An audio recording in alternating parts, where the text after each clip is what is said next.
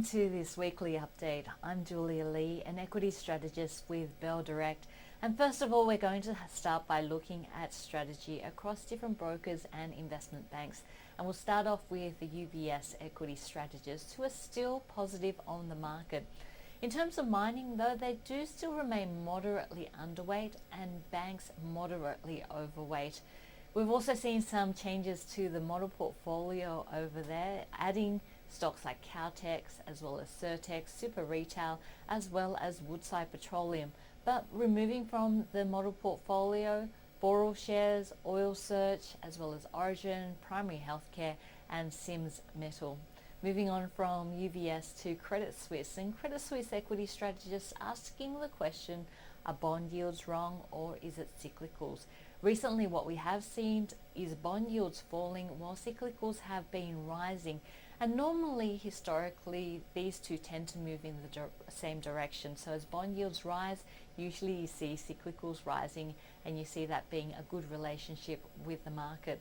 But they're saying that they think that bond yields will rise to close the gap, saying that there are a number of signs out there. Firstly, over in the US, we have seen the ISM manufacturing survey seeing improvement. We've also seen an increase in industrial commodities. Secondly, we have seen stronger signs of US inflation. Thirdly, they're saying that bond yields are below what they think is fair value. And lastly, they're saying that bond yields do tend to rise at the commencement or the addition of more quantitative easing. So all up, they think that, at the moment, bond yields are wrong in falling, and we should see a rise in bond yields to close the gap. Over at Morgan's, they are highlighting the May to June, which is a high risk period for equities.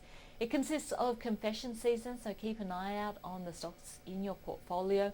Also, the federal budget on the 3rd of May here domestically, which could move certain sectors and stocks, and also watching the UK Brexit.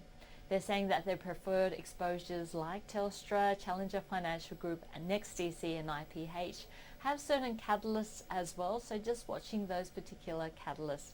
And that's it. Looking at equity strategy, we're now going to move on to look at some of the stock calls around the market this week.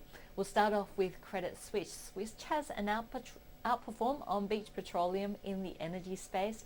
They were also very positive on IOOF shares, which do tend to be very highly correlated with market performance, and also JB Hi-Fi, but having an underperform on Oz Minerals, saying 60% of the stockpiles at Prominent Hill of gold are hedged. Moving on from Credit Suisse to Morgan's, and Morgan's having an add rating on a number of stocks, including ResMed, IPH, Regis Resources in the gold space, and also Cenex Energy. Also positive on Cenex Energy are the Macquarie analysts, which have an outperform on Cenex Energy and also a number of stocks. They also have an outperform on Henderson Group, Murray Goulburn, which of course has had a very tough week after a profit downgrade and its MD leaving, and also an outperform on gold stock Bidell. It's not so positive though on gold stock Saracen. It has an underperform there.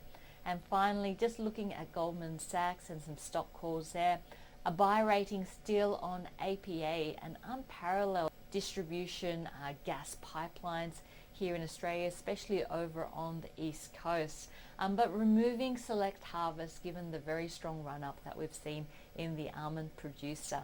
So that's it from me for a couple of weeks. I'm off to a much needed holiday, my first holiday in a couple of weeks. So I'll see you at the end of May for our next weekly update. Thanks for joining us. Take care. I'm Julia Lee from Bell Direct. Hope to see you next time.